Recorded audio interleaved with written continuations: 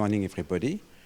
So yes, I'll start on the topic of transgenerational epigenetics and basically what we have learned so far using plants as model to understand this type of inheritance, this additional mode of inheritance beyond that of sequence variation. So here we're dealing with inheritance independent of sequence variation. And at the heart of my talk, and I think you will hear that also at the heart of Tessa's talk this afternoon, we have repeat DNA, so transposable elements, and mostly the relics or the remnants of transposable elements, which are a major part of many genomes, including ours. And this is indicated on this slide, where you all know that half of our genome and up to 80 or 90% of plant genomes can be made up of transposable element sequences. Most of them are fossils of once mobile DNA. And just by the mere virtue of being now, such a major components of our genomes, they do impact the way genomes do function. And of course, they had also a great role to play in the evolution of genome size, of genome structure, as well as genome function. But here we are going to be focusing today not on their long-term effects, but more on the short-term effects on how they can modulate gene expression in a way that can then pass from one generation to the next and sometimes over multiple generations. But before I get further into this topic of transgenerational epigenetics, let's remind you of what transposons do in a genome. I think you are all aware that they are major mutagens. They can insert within genes, they can disrupt exons, they can provide alternative splice sites, they can provide alternative promoter sequences, premature termination of transcription, and so on and so forth. So this is sort of the sort of main function that we associate with transposon mobilization.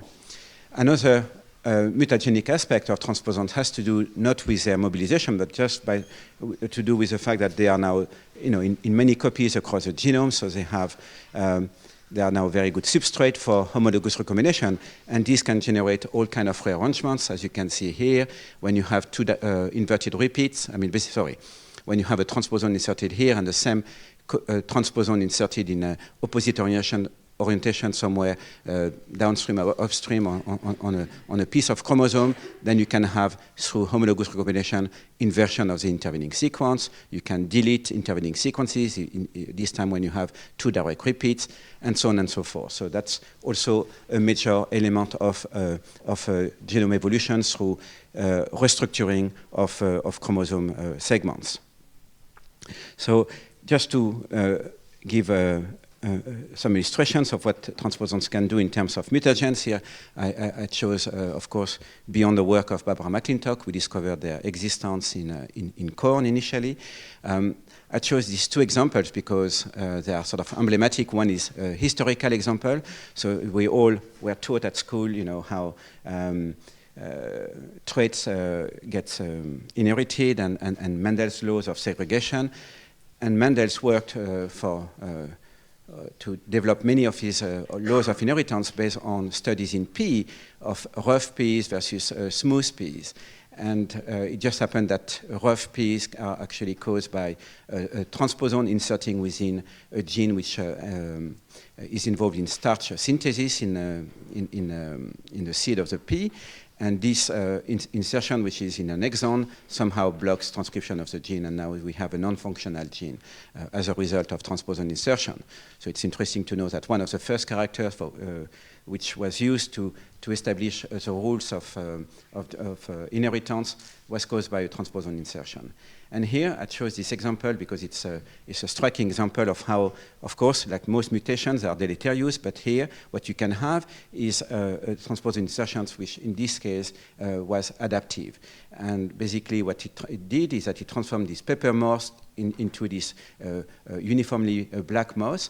It's an insertion within the first intron of this particular gene, which overdrives the expression of the gene, and that's why you have this very dark wing color.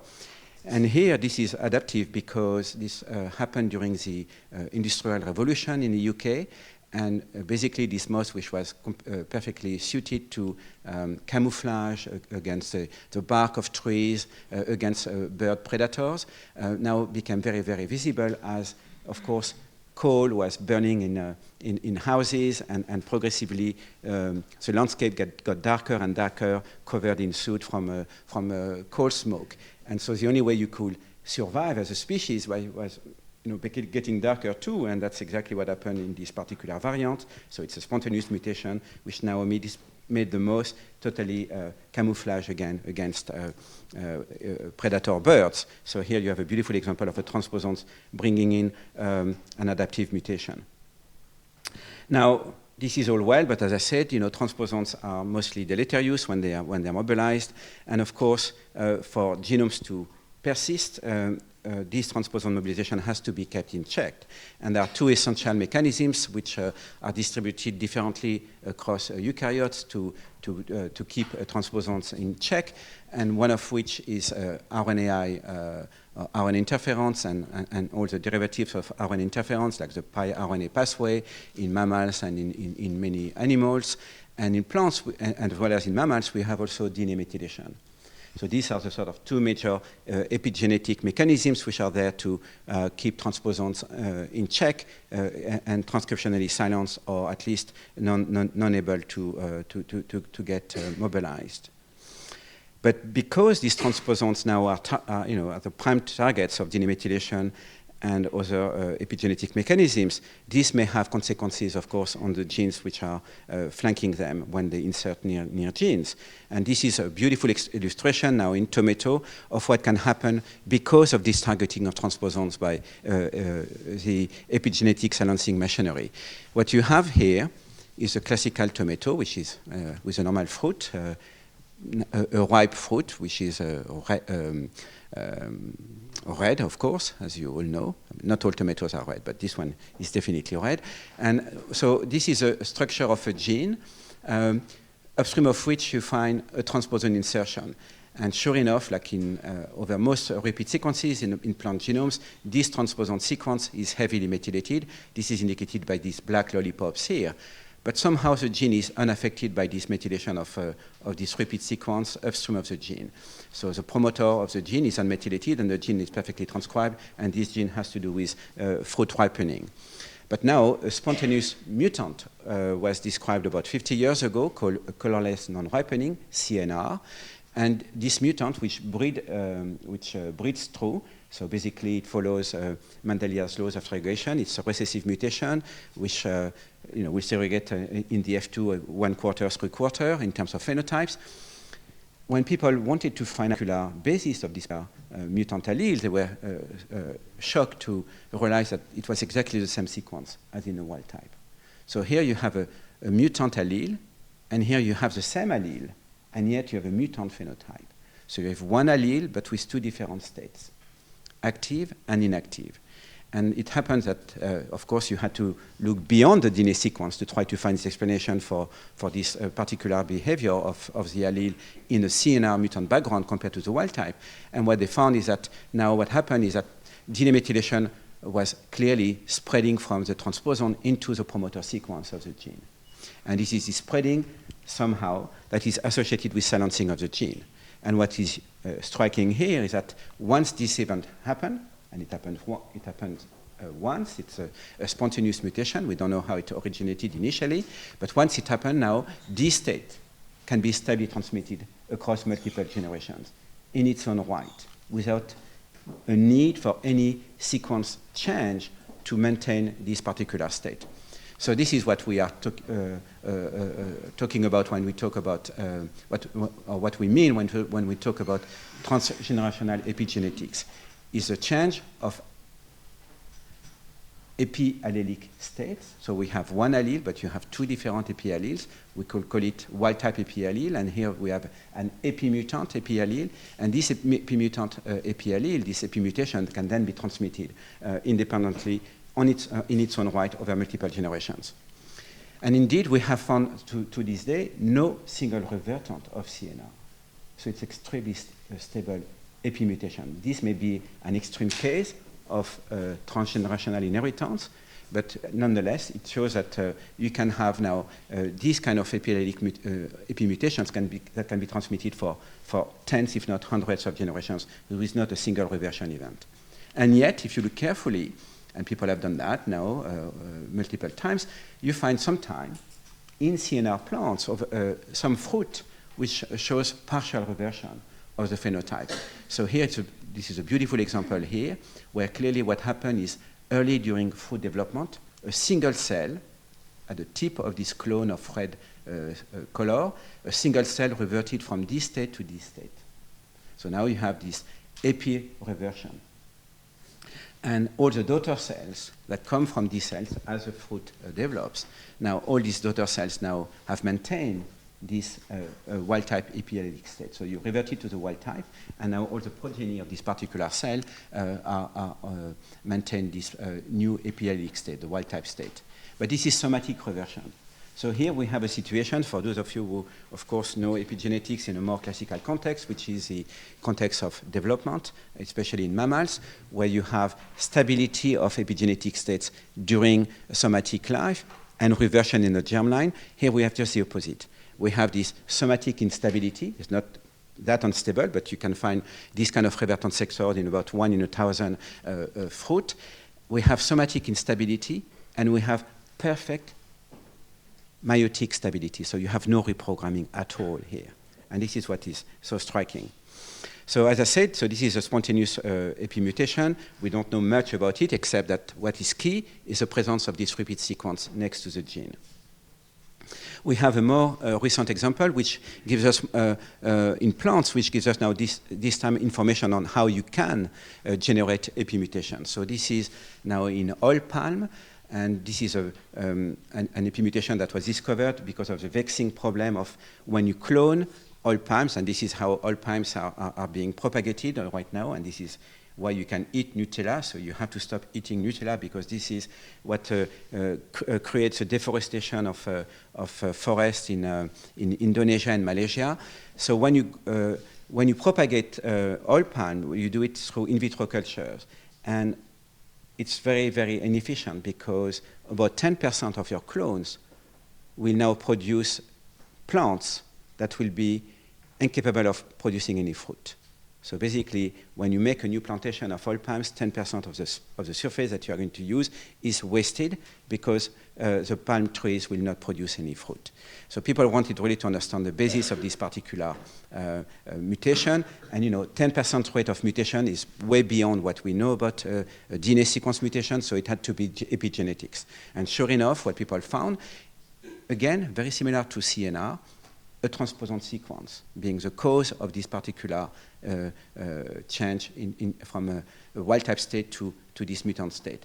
And so here what you have is a retroelement called line, which we find also in mammals, inserted within an intron of this particular gene, which is involved in fruit development. And when the transposon is fully methylated, then the gene is perfectly transcribed, the transposon is spliced out, so nothing happens. You have a functional gene here with transcripts being produced that are then leading to a normal protein product. But now, through in vitro culture, somehow these transposons can become unmethylated. So it's different from the spreading of DNA methylation that you see at CNR. Here it's a loss of methylation over the repeat sequence. And by mechanisms which are not yet fully understood, this loss of methylation over the repeat sequence affects dramatically splicing of the RNA. And so now you have many, many truncated transcripts instead of the full-length transcript. And this is enough now to block fruit development, and this is a cause of this mental phenotype which is responsible for sterility. So here again, what you have is one allele and two different epiallelic states. And we know that so even though these fruits are completely sterile, we can recover rare revertants, partially revertant, and we can show that this state can then be propagated from generation to generation. again, so we can have transgeneral epigenetic inheritance in this case. So based on these two examples, and we have many more in plants, the questions that arise immediately are, how prevalent is this type of variation? When we consider what we call genetic variation, is it all DNA sequence-based, or could we have chromatin-based? Because DNA methylation, as you all know, is a kind of chromatin modifications in addition to histone modifications. So can we have also a source of genetic variation, which is not sequence variation, but instead chromatin variation that can be passed on from across multiple generations. And the second point, which is of course related to the first one, is what determines the transgenerational stability of such variants. Why do we have such stability here when it is less stable in this case, and we can have a whole range of situations between these two extremes. Now, just before I move on, I showed you only examples in plants. We have examples, and I think Tessa will probably mention some very strikingly similar examples in the mouse of epiallelic variant that can be transmitted across multiple generations with complex inheritance patterns because of variable stability. But what is clear is that plants, unlike mammals, have probably a higher capacity to generate this kind of variants because we have very limited reprogrammation of DNA methylation patterns between generations. And so I'm not going to show you what Tessa will show you this afternoon, which is how you get reprogramming of DNA methylation states in mammals. But here suffice to say that in plants, if you consider the male or the female germline and what happens then in the zygote, and you focus simply on CG methylation, plants do more than just CG methylation, but CG methylation is a predominant form of methylation. What you see is that there is very hardly any change of methylation patterns in sperm DNA up to the embryo stage. And when you get that in the female germline, you see a slight decrease in the methylations, in CG methylation in the egg, but immediately sort of recovered in the zygote, and will remain at very high levels. So plants, if don't have a mechanisms to reestablish de novo their methylation patterns at every generation, because that's not part of what they do. So they have methylation states, which are mostly targeting repeat sequences, and they maintain this high methylation level across the entire life cycle. So now if you want to address the issue of how prevalent is this type of this variation, in a natural context, it's becoming extremely difficult to do because, of course, you have also to take into account the issue of sequence variation, which can be underlying your heritable phenotype. So here, I just want to illustrate in a very simple cartoon how challenging the issue of determining what is the origin of heritable variation in a natural setting, how challenging it is to tease apart the contribution from epigenetic variation from DNA sequence variation. So you consider two parents that differ at three loci, L1, L2, and L3, both in terms of DNA sequence, this dark color, dark gray versus light gray, as well in chromatin states, green chromatin versus red chromatin. And we take these two parents, and from these two parents through SIB crossing or through selfing in plants, we derive what we call a mapping population, where at any single locus after recombination at meiosis, we can fix one of the two possible states at each of these loci. So, and then what we try to do is to see if we can associate differences in phenotypes in the progeny with differences in the genetic or the epigenetic composition of the individuals. And what you can see is that at locus L1, we have a beautiful segregation of DNA sequence states with phenotypes. So light gray associated with light phenotype, dark gray associated with dark phenotype. So at locus L1, you could say that maybe DNA sequence is responsible for your inherited differences. But you also have a beautiful segregation of chromatin states at locus L1. So is it DNA sequence or is it chromatin that matters here? You have no way of knowing. Of course, you're going to say it's DNA sequence because that's what I was taught at school. Well, but now that you know CNR and mantle, you have to keep an open mind, and there is no way for you to, based on this type of crosses, to determine whether it's DNA sequence or chromatin that matter. It could be that DNA sequence dictate the chromatin state, but you don't know. because the two do co-segregate. So if you focus on locus L2, we started again with green and red chromatin, and now we have only red chromatin. So at least you know that at locus L2, chromatin plays no role, because clearly the green state was unstable and was lost as we propagated our population. Locus L3 now. This is a more interesting situation for us. We didn't have any DNA sequence variation to start with. We only had chromatin variation. And we still see a nice association with of green chromatin with dark state and red chromatin at locus L3 with lighter state. So here you can propose that chromatin is somehow contributing to this heritable variation. Well, is it the case? Or is it that the green chromatin state at locus L3 is somewhat determined by the DNA sequence state at locus L1? This you don't know. Again. So even at locus L3, where you're in a good position to say, at least in cis, I cannot invoke DNA sequence variation, I have only chromatin variation.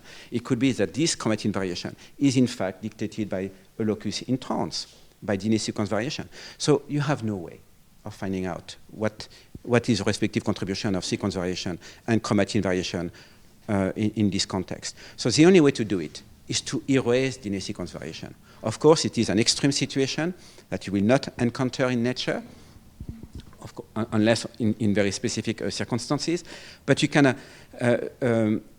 at least approach it experimentally. So here the issue is to maximize chromatin variation and to have little, if not no, DNA sequence variation. And why am I showing you this? Is because we can do it. We can do it in Arabidopsis thaliana for many reasons. The first one, which has to do with the fact that we have now a collection of DNA methylation mutants in thaliana, which lose most of their methylation over repeat sequences, and this is important. We are focusing on repeat sequences and how their epigenetic state can impact nearby genes in terms of gene expression or gene function. So we can lose DNA methylation over repeat sequences and yet have plants that are viable and fertile. If you want to do the same in the mouse, you can't, because mouse embryos will die if they are compromised in their methylation state. So you cannot recover viable animals from using this approach. So we can start with basically Arabidopsis plants that are fully wild type, in terms, of course, of DNA sequence, but also in terms of DNA methylation or chromatin states, and have the same, almost the same line, which now have lost methylation over most and have radically changed their chromatin states over repeat sequences. And of course, the second beauty is that when you want to do epigenetics, you have to make sure that DNA sequence is not causing your effects. So the only way you can do that is by sequencing all your genomes again and again. And so you can rule out that sequence variation as a determinant of your heritable phenotypic variation. And that's absolutely essential. And in Arabidopsis, we can do it easily because we have a small genome, 125 megabases, 1/30th of the mouse genome or human genome. And therefore, we can sequence at almost no cost hundreds of genomes and then verify that what we are talking about is epigenetics and not DNA sequence-based chromatin variation. Now, what do we need to know about Arabidopsis in terms of DNA methylation? I told you that plants methylate not just CG dinucleotides, but also CHG and CHH. What we found is that, and this is true now in all plant species, repeat sequences, transposable elements, are methylated throughout their length in this 3-sequence context. But CG is a predominant form of methylation, even there. But every cytosine, whether it's in a CG or non-CG, will be methylated to some extent over repeat sequences. We do have also some methylation over genes. It concerns about 30% of genes in thaliana, in Arabidopsis thaliana. It has to do this time with transcription, not silencing. It's very, very intriguing. It's only CPG methylation, so no CHG, no CHH, and it's only in part of the transcribed sequence. It's what we call it gene body methylation. And as I said, if you remove it, not much happens. It is associated with transcription. It could be simply a byproduct of transcription. We don't know how it is brought about, but it has no effect on gene expression. Whereas here, of course, if you remove DNA methylation, then you will reactivate all your transposon sequences. transcriptionally. And here is a distribution of DNA methylation that you find across the rhabdosis genome. Here is just one of the 5 chromosomes, and what you can see is where you have repeats is where you have most methylation. That makes perfect sense. Now, another thing that you need to know about DNA methylation in rhabdosis is because we have these genetics that we can do, because plants that lose methylation are still viable and fertile, we know a lot about the machinery of methylation maintenance over repeat sequences and also the establishment of methylation over these sequences. And I'm not going to bore you with details here. Suffice to say that we have things that are common with mammals, like DNMT1 of mammal is MET1 in plants. We have things that are unique to plants, like a small RNA pathway, which dictates DNA methylation in a kind of de novo fashion at every replication cycle. And then we have this chromatin remodeler that acts as an orchestrator of DNA methylation. So DDM1, for decrease in DNA methylation 1, is first a eukaryotic mutant characterized as impacting DNA methylation genome-wide, and it targets specifically repeat sequences. In the absence of DDM1, all of this very complex machinery collapses over repeat sequences, and now repeat sequences are mostly unmethylated. So that's exactly what we use then to establish our system. We started from 2 parents that contain of the same accession called Columbia. This is a reference accession, the one that was used to sequence the rhabdosis genomes in the year 2000. So we know it extremely well. It's extremely well annotated, not just over genes, but also over repeats. We have plenty of repeats in rhabdosis, even though we have a compact genome. We have retrotransposons, DNA transposons, sign lines, whatever you name them, but all of them are in very small numbers. So we can follow them individually and not get lost somehow in a sea or in an ocean of repeat sequences that are between genes. Here they are there, but in small numbers in every case.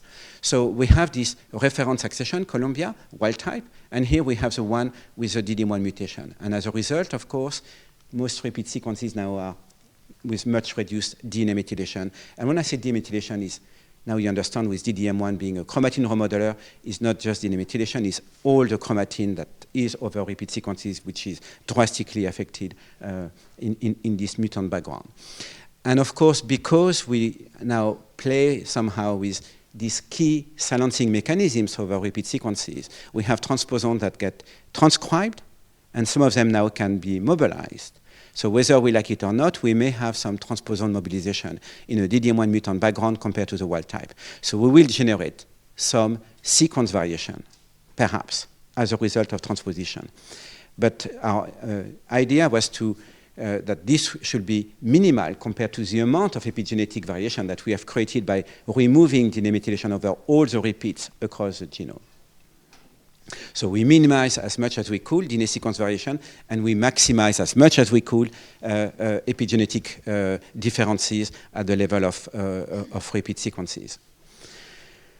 Now, so the question is, can we use this system then to make, a mapping population where we progressively recombine DNA methylation states and fix them in a homozygous state through repeated selfing, so that we can now test the stability of these different epigenetic states over multiple generations and their phenotypic impact. So if you wanted to do that, of course, we had to start with the DD1 mutation to induce the loss of methylation.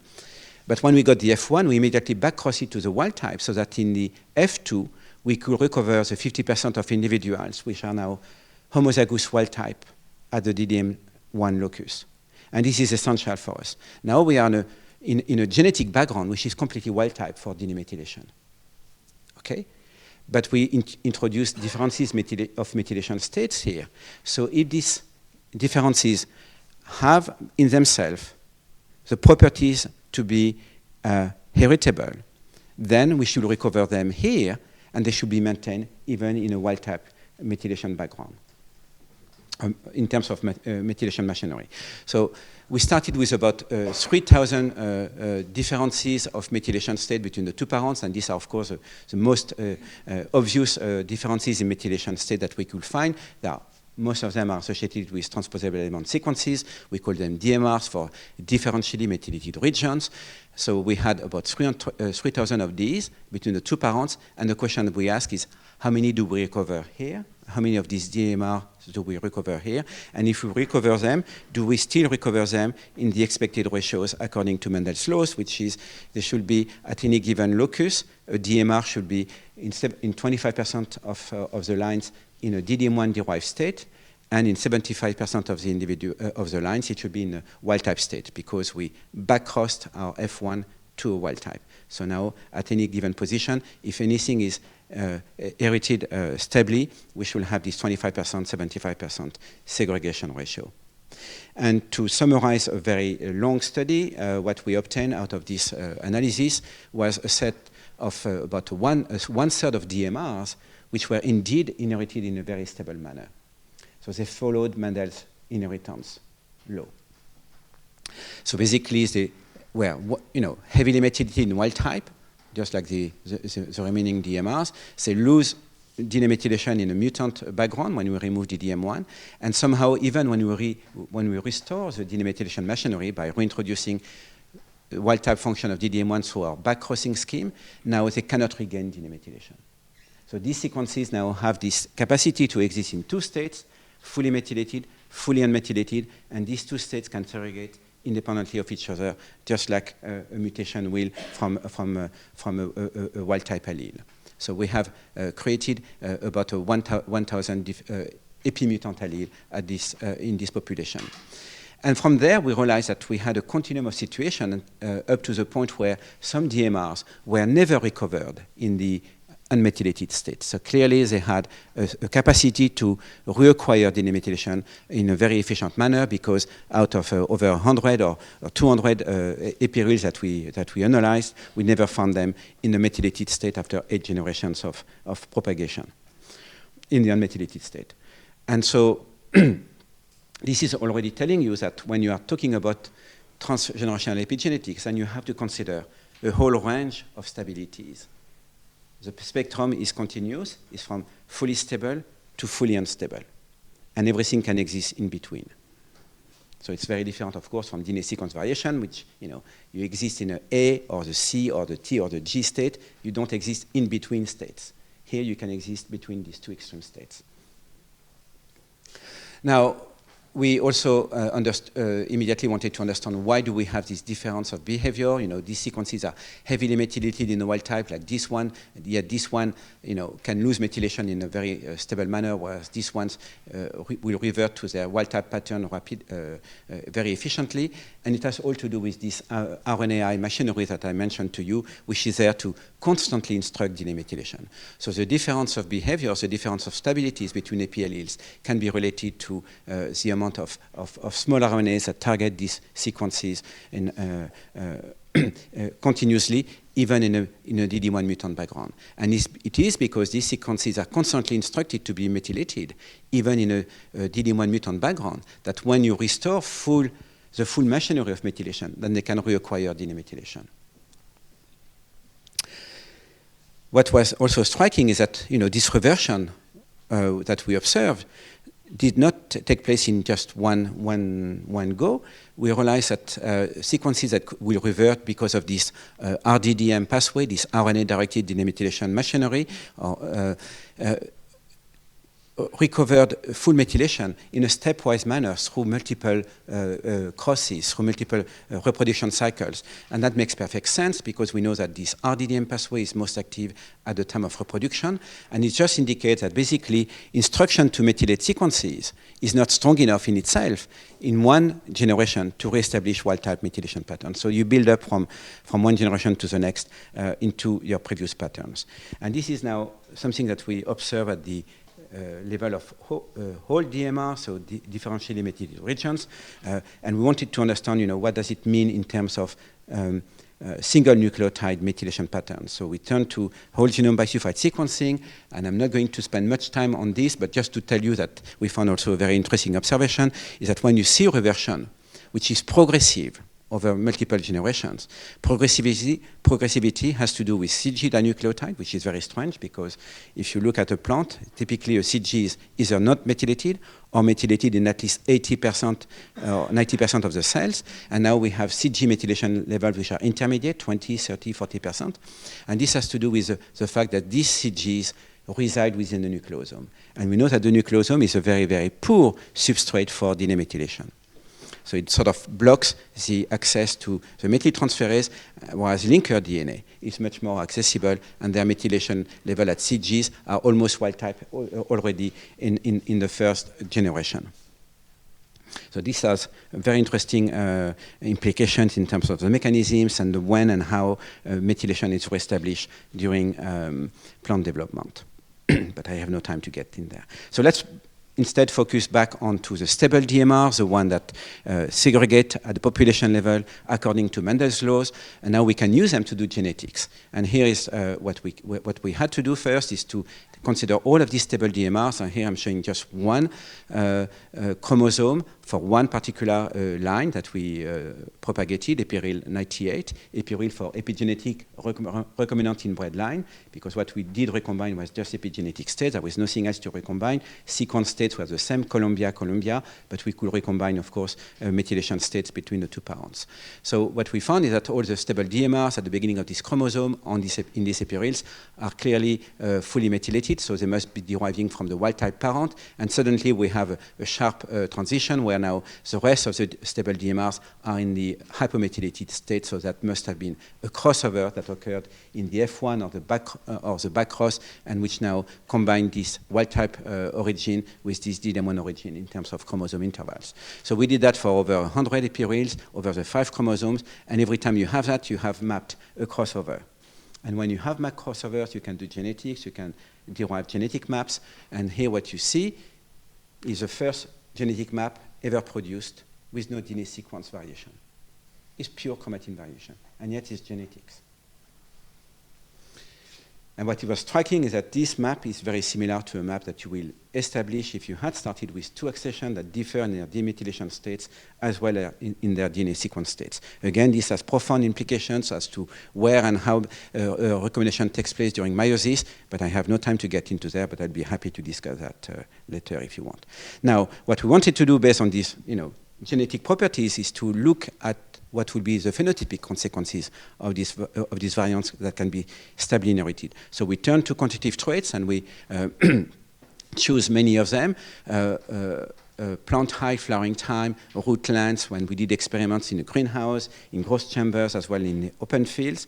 And we simply ask, can we associate differences, of chromatin state, red and green, to make it simple, with differences of trait values, short roots or long roots, for instance, these kind of things. And every time we can do that, then we define what we call a quantitative trait locus, which of course then will be determined by differences in chromatin states, not by differences in DNA sequence states. And sure enough, we had no problem in finding QTL intervals that associate with this variation that we observe in our population.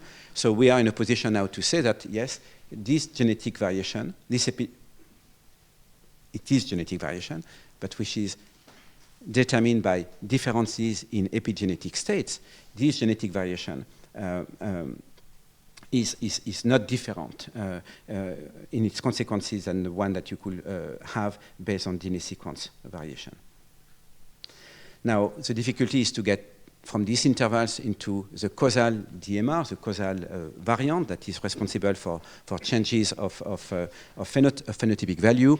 And here we are developing two approaches, CRISPR dCas9, so dCas9 stands for deactivated Cas9, and we can fuse it to either a demethylase, a DNA demethylase, and one from plants or one from mammals, or we can fuse it to a de novo DNA methyltransferase to achieve 2 things. Either is to go from a fully wild-type individual to one where we lose methylation at the candidate DMR, or one where we have a small interval in which we have loss of methylation and try to reestablish the methylation there and see if we change our phenotypic value in the right direction. Unfortunately, this is taking much longer than I wished for, and I have no results to report on that, but suffice to say that our genetic analysis indicates that you can do you can create phenotypic variation that is inherited based on chromatin variation. I need to speed up a little bit here. I think I was over-ambitious today in giving you an overview of what we can do with repeat-based DNA methylation and how this can impact phenotypes over multiple generations. I want to go into the consequences in natural settings. So all of that was established in the lab. DDM1, is a mutation that was isolated that removes or that leads to the loss of methylation over repeat sequences. Our epirule system is totally artificial. We cross these things in the lab. And the question is, are any of these DMRs that we characterize in the lab actually present in natural settings? And I remind you that in natural settings, you cannot say that a DMR is epigenetic or not, because you will have plenty of sequence variants that co-segregate with it. That could be the determinant of this variation, of this chromatin variation. So what we did was to take data that were obtained by whole genome bisulfite sequencing for about 120 accessions taken from across the globe in Italiana. This is the work of the group of Joe Ecker. And we simply ask, do we have DMRs in the lab for which we have an equivalent in nature? And sure enough, we could find about 30% of our DMR with a natural equivalent. And here is just one illustration of one. So this is our starting line, Columbia. This is a DDM1 mutant. This is a 9 element which lose DNA methylation in DDM1. And as you can see, it can be inherited in a hypomethylated state in our epireles. This is one epirele in which it is indeed derived from the DDM1 parent and where it is still unmethylated. So this is a stable DMR. And what you can see is that now in nature, it does exist most of the time in a fully methylated state, this particular repeat sequence. But we have 5 accessions taken from across the globe in this small sample in which now the DMR exists in the DDM1-derived unmethylated state, just like in the lab. And the second thing then for us to interrogate was to see if the stability states that we determine in the lab for our DMRs, stable DMRs, partially revertant or fully revertant DMRs, were also reflecting what could happen in nature. And to our surprise and to our delight, I should say, what we found is that the DMRs that we define as stable in the lab are the ones for which we have the highest number of equivalent in nature. So stable DMRs in the lab, we find them more often in nature than a reverting DMR in the lab, which we have now difficulties in finding in nature. And that makes perfect sense. If you have a stable DMR, it means that if it loses methylation, it will stay in that state for many, many generations, you can expect. And so the chance of you catching it in nature is much higher than if you had a DMR, which, if it loses methylation, regains it extremely rapidly in nature. Yeah? So the fact that we have this positive correlation between stability of our DMR established in the lab and the frequency of overlap in nature is a proof.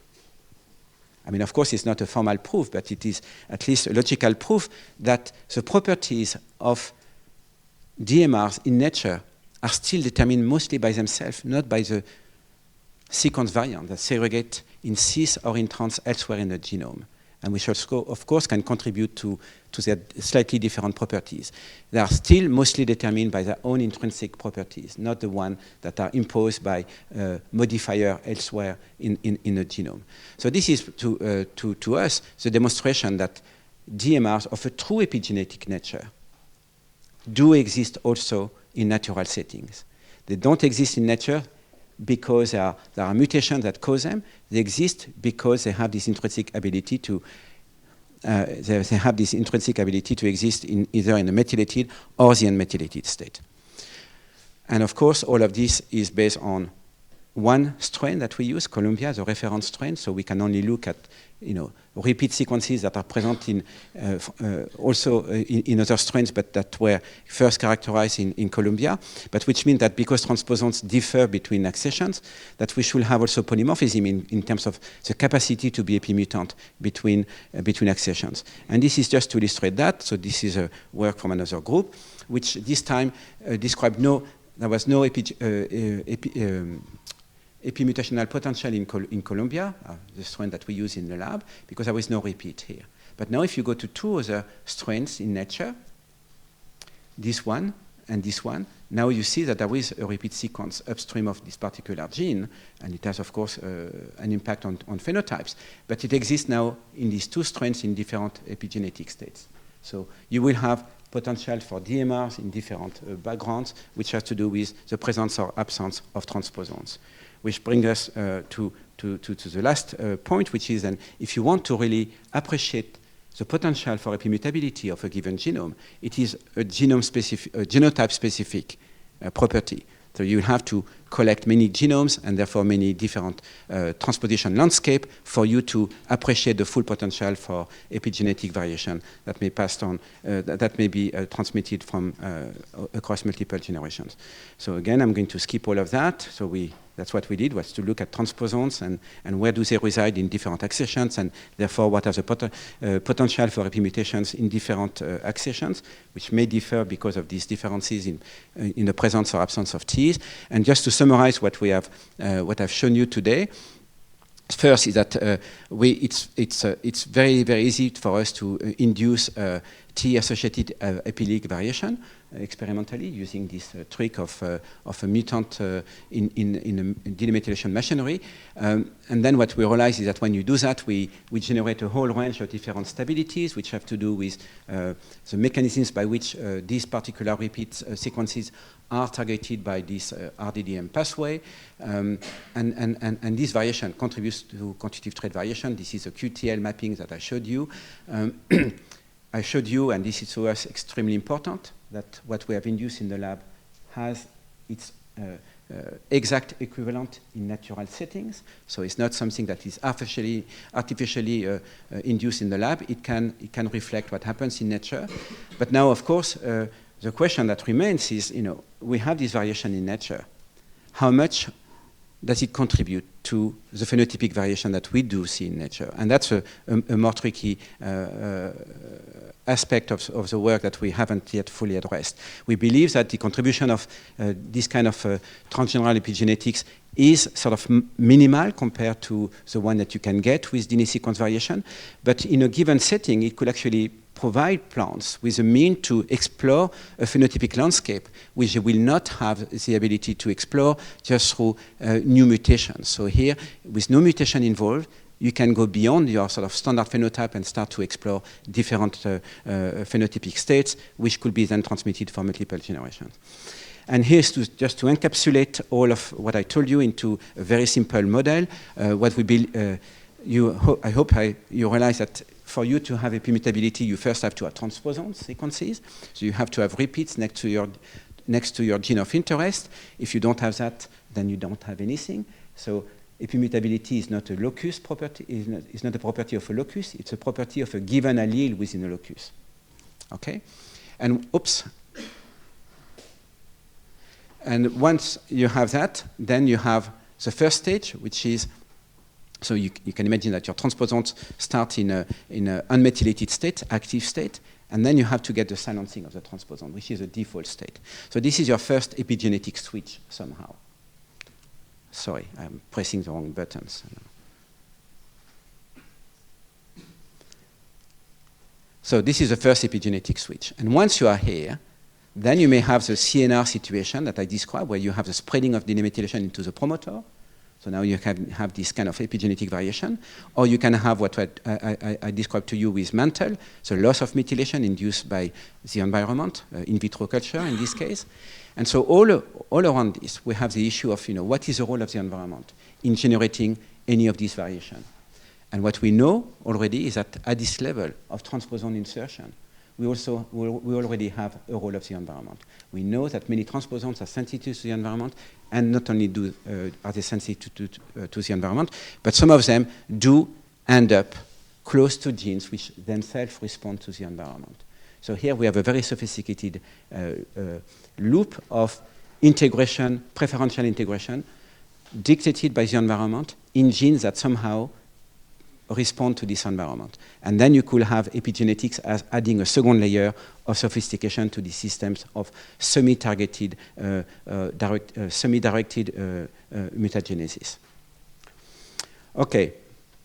So I need just to thank the people who contributed to this work, and it's mostly the work of former PhD students and postdocs in the lab. And right now we are really pushing the question of transposon, presence, absence, and the impact on the epimutable potential of a given strain or accession with one postdoc, Pierre Baduel, who is here today, and Leandro Quadrana, a senior scientist in the lab. Thank you.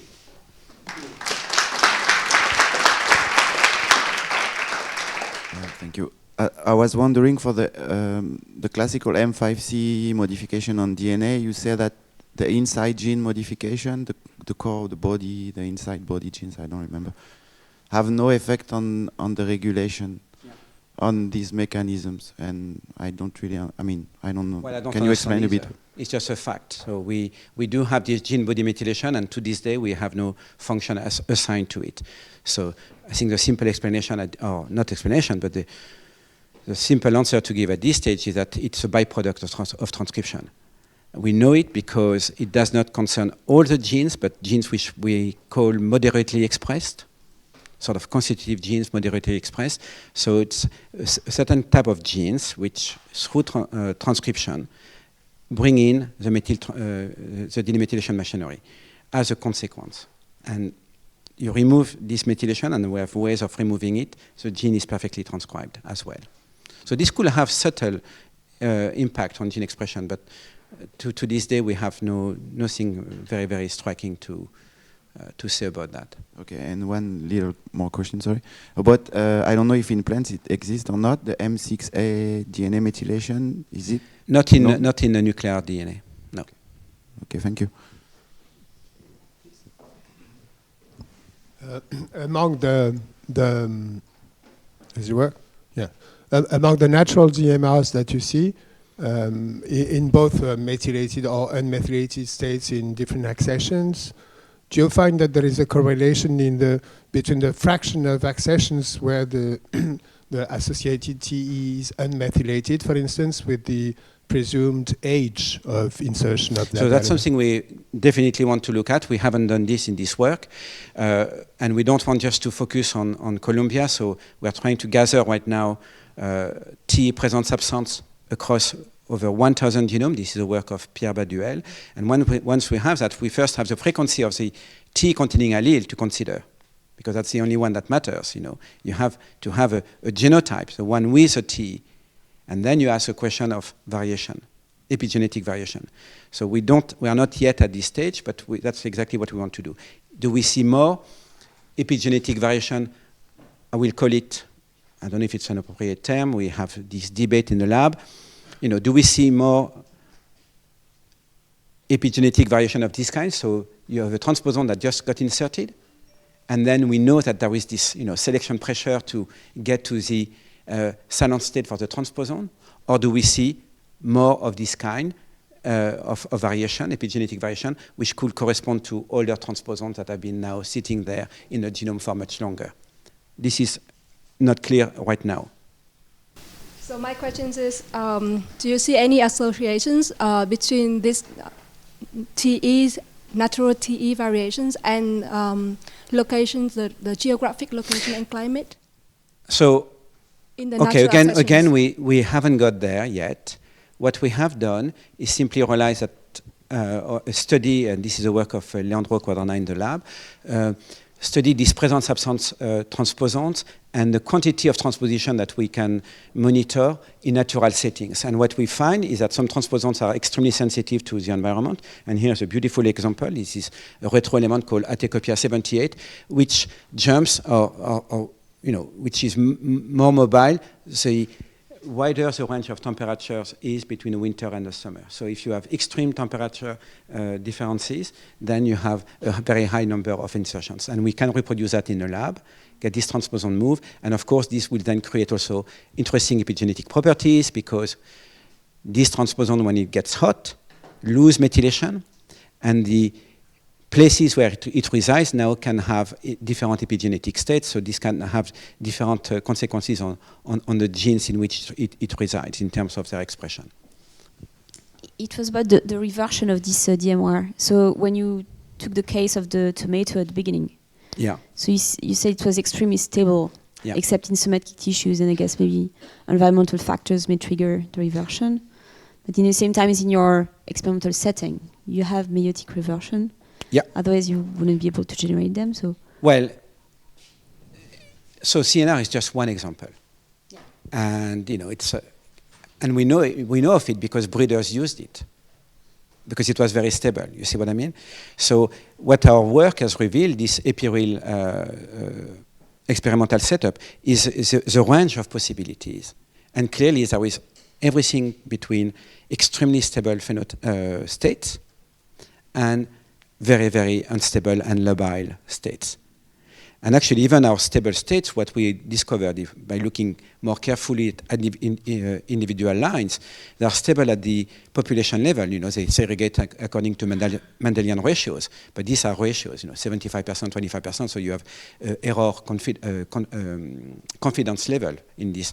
Now, when we look at individual lines, we can see what we call a stable DMR at the population level in a DDM1-derived background, so it should be unmethylated, and it has regained demethylation. So we do see sporadic reversion of our stable DMRs. And again, this sporadic reversion seems to vary in intensity between DMRs.